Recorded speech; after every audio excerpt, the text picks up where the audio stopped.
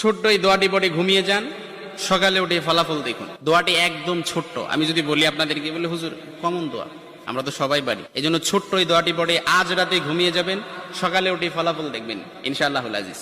আপনি মাথা থেকে বোঝা নামিয়ে ফেললে যেরকম হালকা হয়, আপনি এরকম হালকা মনে করবেন।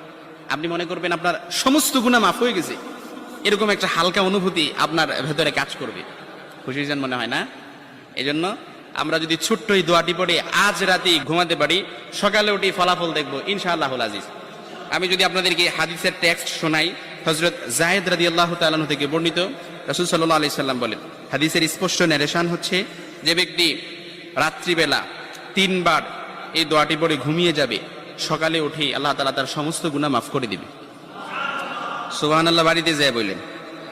এই জন্য আজ রাতেই যদি এই দোয়াটি পড়ে ঘুমাতে পারেন, সকালে উঠে ফলাফল দেখবেন ইনশাআল্লাহুল আজিজ।